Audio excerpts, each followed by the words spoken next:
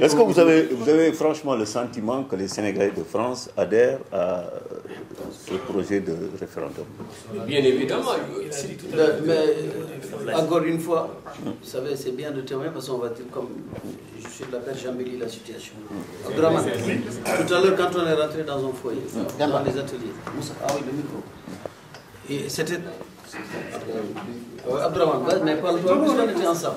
On était ensemble. Tu peux répondre aussi. C'est important, c'est les témoignages que nous avons eus dans les ateliers. Dans Je vous remercie. Vous savez, moi je suis un militant discipliné. Si on ne me donne pas la parole, je ne la prends pas.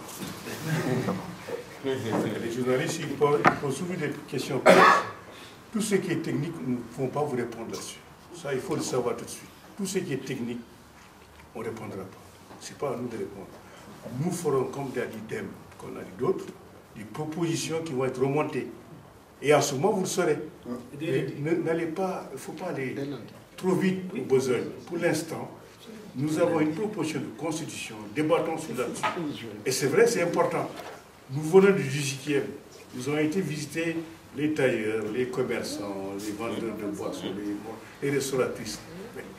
Vous voulez qu'on remonte tout ça pour que demain, vous allez faire un grand appel? Mais nous, c'est ça notre travail. Nous faisons notre campagne. C'est ça notre travail. Nous faisons notre campagne pédagogique. Nous faisons une campagne. Ça, je vous le dis tout de suite.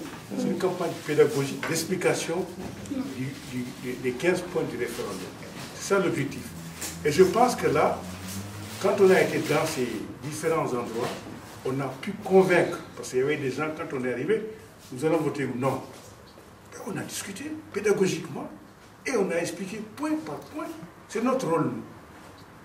C'est d'expliquer à ces gens qui n'ont pas compris pourquoi ils vont voter non ou bien pourquoi ils vont voter oui. Mais une fois qu'on leur a expliqué, effectivement, point par point, nous avons eu notre adhésion pour le oui. Ça, je vous l'ai dit tout de suite. Donc, je pense que vos questions techniques, attendez une fois le soir du 20, on reviendra là-dessus. D'accord. Merci. Moi, je voulais juste faire une toute petite précision. M. Diallo a parlé de pédagogie. Je vais essayer d'en faire également.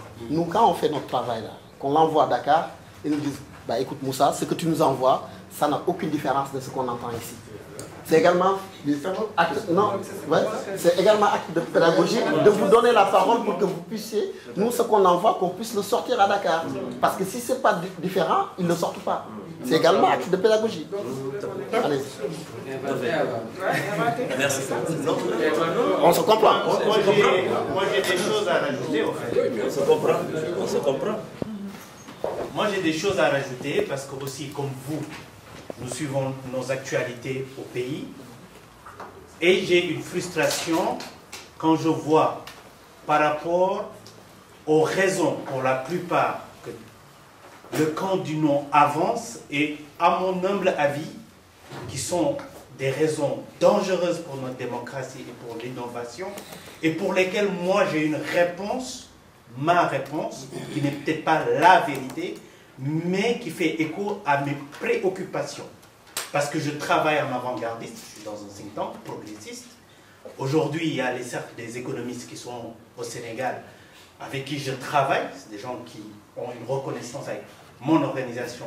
Et nous nous retrouvons à réfléchir au-delà du Sénégal, mais sur des concepts. Et pour aller très vite, pour vous donner ma réflexion, c'est que nous sommes dans un pays démocratique, on s'en targue, et nous sommes d'une démocratie représentative. La démocratie représentative a ses limites qu'on a pointées du doigt.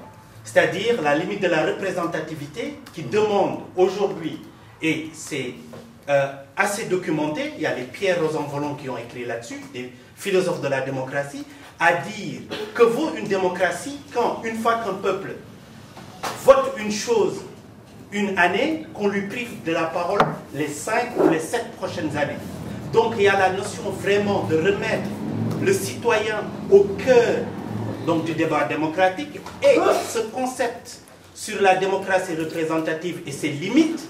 Je vois, moi qui travaille pour la désacralisation du référendum, c'est-à-dire pour remettre le citoyen au cœur de nos débats, il m'est épouvantable d'entendre pour le camp du non l'argument du coup sur notre démocratie pour continuer à faire vivre notre pays une démocratie représentative qui ne fasse pas respirer la démocratie. Donc, au-delà de ce référendum, en tant que président de think tank, ma préoccupation est de dire, j'ai des compatriotes qui, le monde, on sait où il va sur de nouveaux droits. Par exemple, moi j'ai plaidé pour des lois de class act au Sénégal, et qui va directement, c'est des nouveaux droits qu'on retrouve en Afrique du Sud pour les mineurs, et qu'on retrouve dans la consommation, dans l'environnement, dans le monde africain.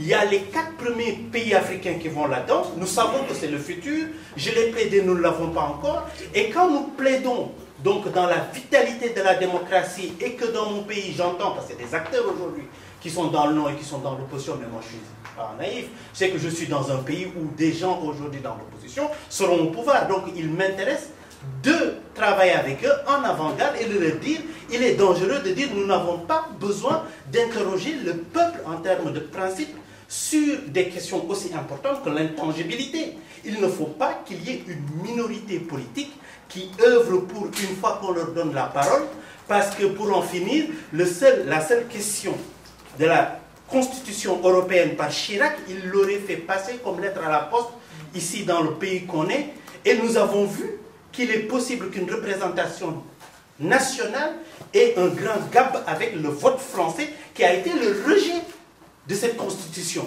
Donc pour la vie de nos démocraties, il est important d'inscrire même dans nos processus de décision, donc le référendum. Et de là, je ne trouve pas sérieux quand au Sénégal, il y a un camp qui dit nous n'avons pas besoin en fait de l'avis du peuple sur des questions importantes.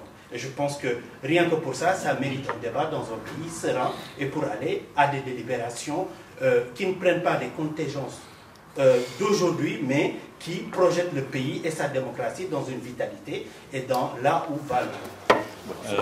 Si vous permettez, je vais un peu rebondir dans ce sens. Donc, je me présente Ousmane Noël du Soleil. Je pense que mes confrères ont voulu dire quelque chose d'assez important et d'assez particulier, dans la mesure où, il ne faut pas se leurrer, on est en France. On sait que ce soit les politiciens ou les autres leaders dans d'autres domaines, ils craignent la France. Dans toute la diaspora, ils craignent la France parce qu'ils se disent qu'en France, quand on vient faire de la politique ou quand on vient leur dire quelque chose, il faut avoir des arguments solides parce qu'ils vont nous bombarder de questions, pourquoi, comment, etc. Donc ce qu'a voulu dire Moussa, ce n'est pas pour vous heurter, et Sila et tout, mais ce n'est pas aussi pour, je ne sais pas, déroguer à la discipline du parti ou de votre organisation, mais c'est d'essayer un peu de donner vos avis personnels, parce que chacun d'entre vous, je sais que vous avez un avis personnel concernant tel ou tel point. Dire que bon, voilà, moi je suis d'accord par exemple pour le vote des Sénégalais de l'extérieur, mais j'aurais souhaité que quand ça se mettra en forme, qu'il se passe telle chose. Je pense que c'est l'originalité qu'ils attendent de vous, parce que c'est ça aussi que les confrères à Dakar attendent de vous. Mais si on vient leur apporter le même discours que vous nous servez ici, le même discours qu'à Dakar, ils vont dire que c'est un train qui arrive à l'heure. C'est le jargon qu'on utilise, c'est l'expression. Excuse-moi.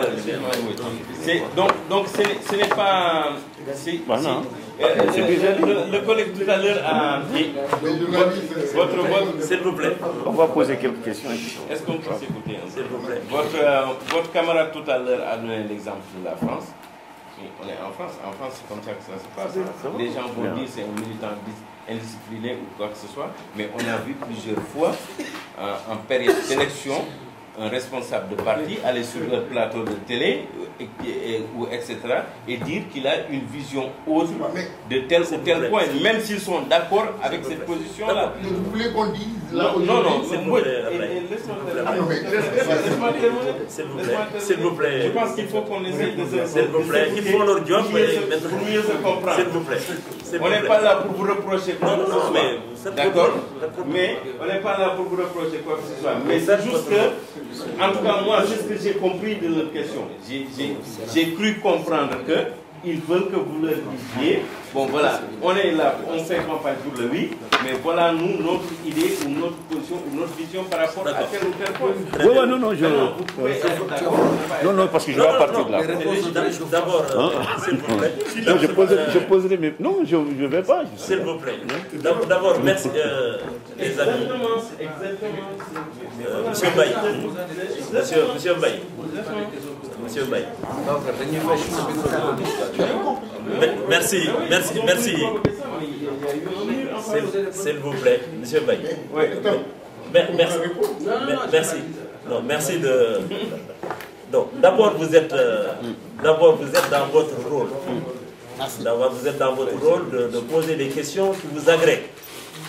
Maintenant, comme dirait l'autre... Et qui peuvent vous heurter aussi. Non, pas du tout. Vous êtes dans votre rôle et nous ne pouvons que vous remercier d'avoir accepté de venir. Vous n'étiez pas obligé.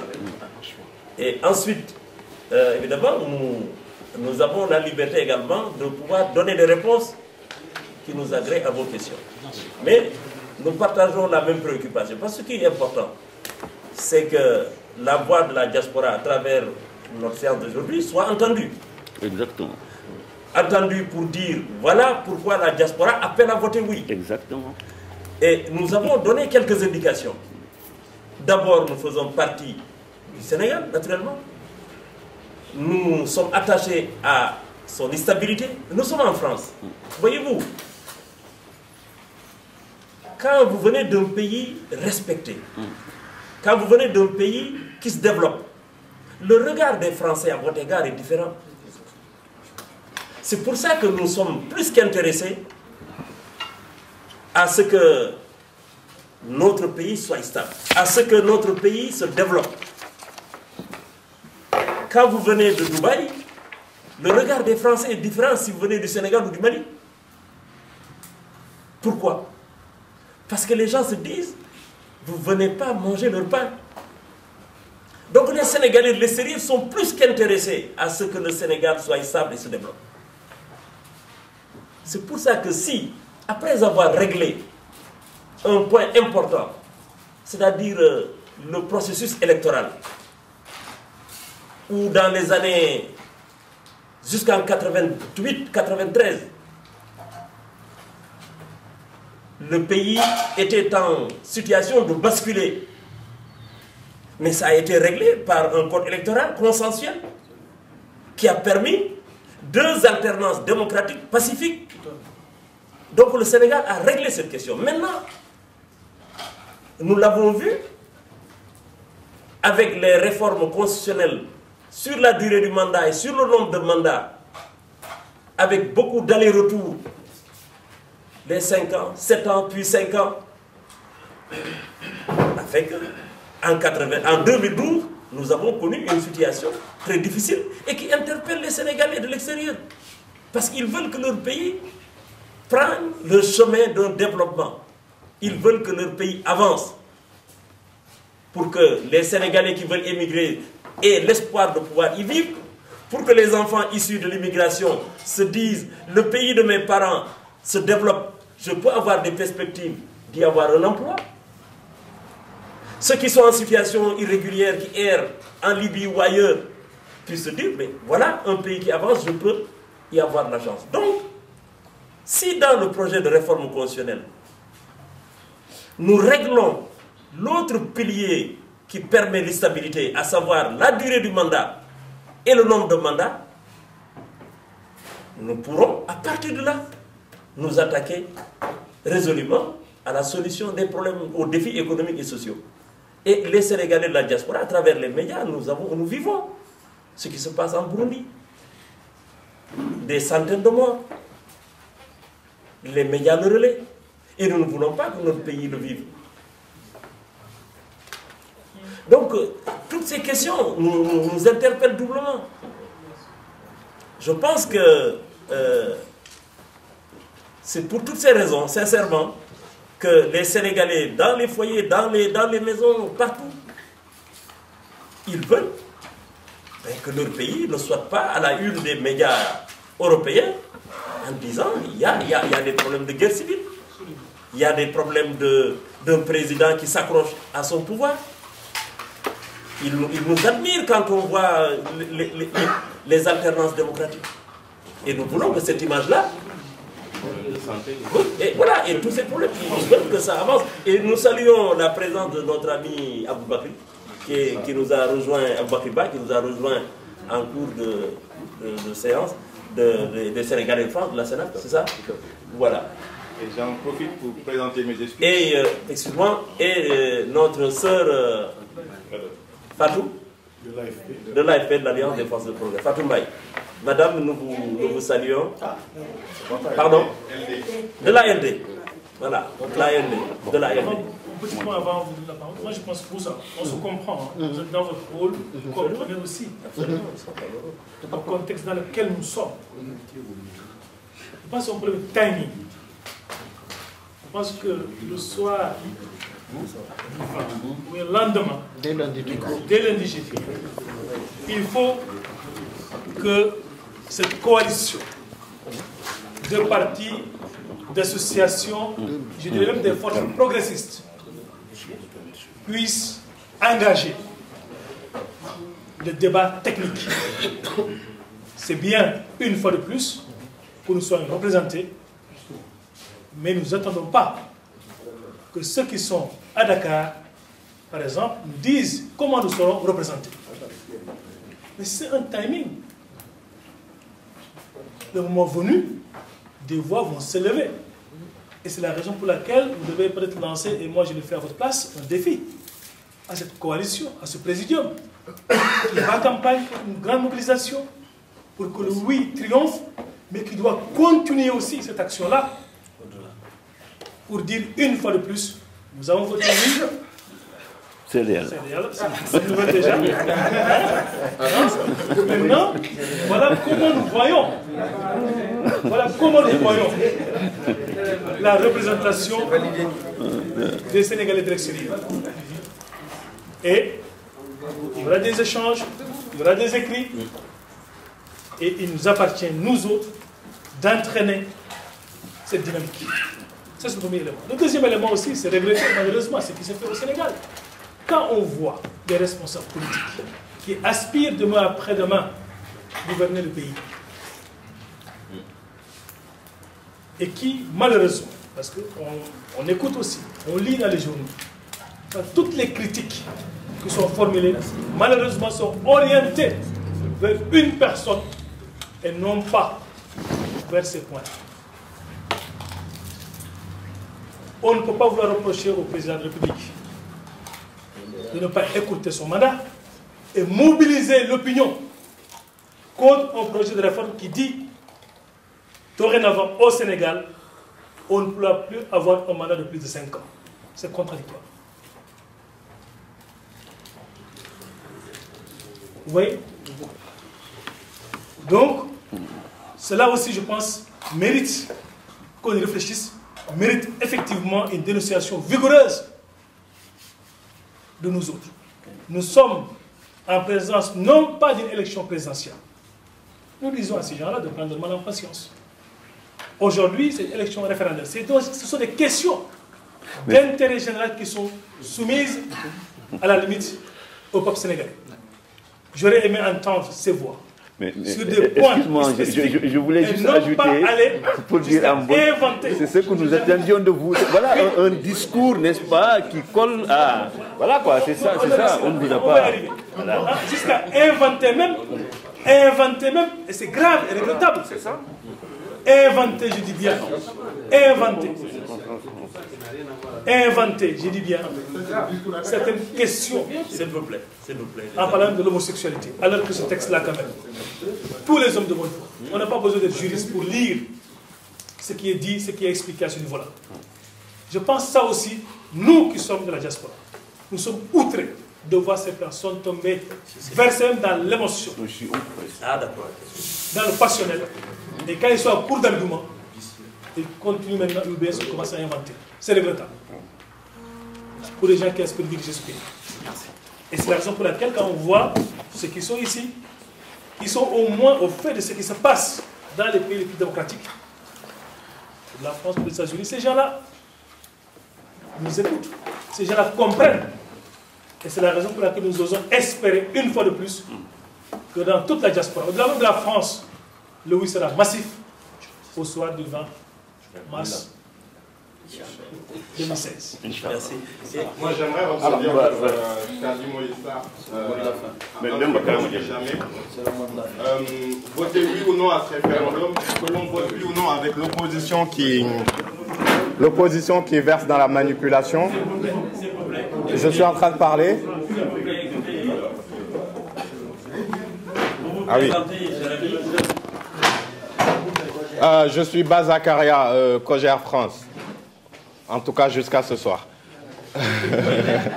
Ça dépend de ce que je dirais. Voter oui ou non à ce référendum, contrairement à ce que font croire les deux partis, c'est pas voter pour le président Macky Sall ou voter contre le président Macky Sall. C'est quelque chose qu'il faut qu'on clarifie, comme l'a dit Moïse. C'est voter pour le peuple. Ces 15 points-là, c'est pas êtes-vous d'accord ou non avec le président Macky Sall, êtes-vous content ou non des actions du président Macky Sall. Ceux qui appellent à sanctionner le président Macky Sall, ils sont en train de tromper le peuple. Ceux qui ne sont pas contents de Macky Sall, ils attendent 2017 ou 2019, ils pourront se faire entendre. Et au lendemain des élections, que le oui ou non l'emporte, qu'on ne dise pas Macky Sall a été applaudi ou que Macky Sall a été sanctionné. Voilà ce qui n'est jamais dit et que moi j'ai voulu dire ce soir. Voilà. Je pense aussi qu'ils sont en train de faire la primaire même. Une primaire. Ah bah oui, ça il faut le dire. Voilà, parce que dès l'instant qu'ils ont vu qu'on parle du chef de l'opposition et du chef de l'opposition, on a vu chaque responsable de parti aller sur le terrain pour dire oui, demain après-demain, dans ma circonscription, j'ai tant de voix du non. Et ils se positionnent dès à présent. Donc, ça aussi, c'est à dénoncer. Un mot. Mais notez aussi quand même que le fait que la diaspora puisse avoir des députés, mettez ça sur le compte du climat des responsables politiques de la diaspora. Ça a été notre combat pour que nous soyons représentés. Et aujourd'hui, ce combat est gagné. Nous ne faisons qu'applaudir. Ça, il n'y a que nous qui puissons effectivement le dire. Et on le dit à très haute voix et audible voix. C'est notre victoire. C'est dommage que Jaïd, quand la conférence se termine, je pense qu'il y a des éléments de réponse qui sont nouveaux. Et pour répondre à notre ami journaliste qui disait qu'est-ce que les Sénégalais de la diaspora peuvent apporter comme réponse nouvelle par rapport à ce qui se dit au Sénégal. C'est ce que moi j'étais en train de dire. Le point sur lequel nous avons tous développé, c'est le fait que les Sénégalais de l'extérieur aient des députés à eux dédiés. Ça, c'est une réponse à une revendication légitime, mais ancienne des Sénégalais de la diaspora. Le fait que nous apportions, nous ayons un aussi important dans l'économie sénégalaise, a fait que pendant des années, on a toujours demandé à ce que nous fassions ou que nous soyons intégrés dans l'élaboration des politiques publiques. Le fait qu'on nous dédie des députés ne veut pas seulement dire qu'on aura des représentants là-bas, mais ça induit qu'on aura des gens qui vont être présents dans le contrôle de l'action gouvernementale, mais aussi dans le travail de légifération. Donc tout le processus de l'action publique sera impacté par des idées des Sénégalais de la diaspora. Ça, c'est extrêmement important. La seconde chose, on a parlé des nouveaux droits. Si on compare le Sénégal, moi j'ai eu la chance de tourner un peu en Afrique dans le cadre d'un travail que je faisais avant. Si on compare le système politique sénégalais aujourd'hui avec les systèmes politiques africains, on se rendra compte qu'on a légitimement le droit d'être fiers de ce que nous sommes en train de discuter aujourd'hui. On discute de nouveaux droits au Sénégal aujourd'hui, alors que dans d'autres pays africains, qui sont tout aussi valeureux, qui ont la même histoire que nous, les problèmes de droits civils et politiques ne sont pas réglés. Ils sont encore en train de régler des problèmes de participation aux élections. Au Sénégal, c'est réglé. On est en train de travailler sur le verrouillage du nombre de candidatures, etc. Ça, c'est une avancée extraordinaire du point de vue démocratique. Donc ça, c'est des questions que je pense qui sont sérieuses et qui vaillent que, au-delà des partis politiques, on soutienne cette réforme constitutionnelle. Donc, l'autre aspect important, c'est que ces points inclus dans la révision constitutionnelle, c'est le fruit de la réflexion de toute la société civile sénégalaise, politique, etc. C'est un processus long. Je suis surpris d'entendre des gens dire on n'a pas le temps de débattre. C'est pas vrai. Le débat, il est là depuis les assises nationales. Il est là depuis avec la CDRI, etc. Donc le débat, il a eu lieu. Et les questions sur lesquelles on nous demande de nous prononcer, c'est des questions qui ont été largement débattues et qui, simplement, du fait de leur dignité et de leur impact sur la vie démocratique du Sénégal, le président a décidé de le proposer à la sanction populaire. Donc, je pense qu'il n'y a pas de débat politique qui tienne autour de ces questions-là. C'est ça que je voulais rajouter. Dernière chose. Donc, quelle est ce que j'ai déjà entendu? Mais Moussa, vous ne pouvez pas aller au-delà de ce que vous avez entendu. Parce que... Mais en posant d'autres questions, pas les mêmes.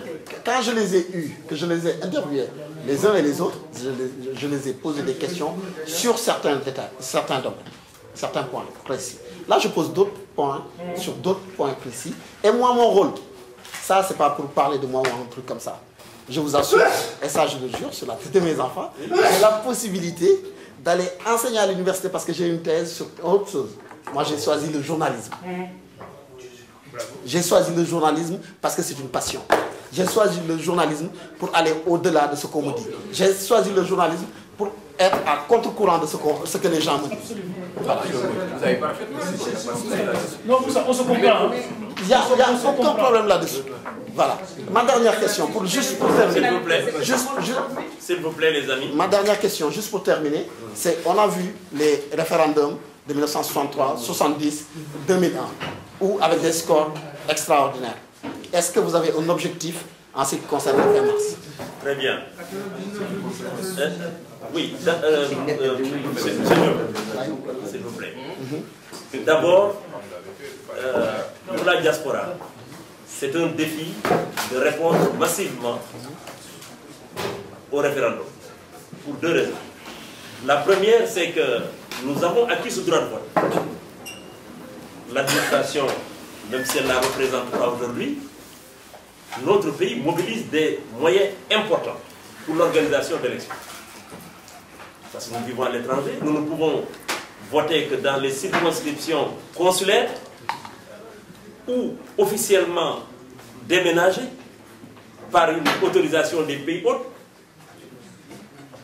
Il faut louer des salles, ce n'est pas le cas quand nous votons au pays, c'est dans les écoles publiques.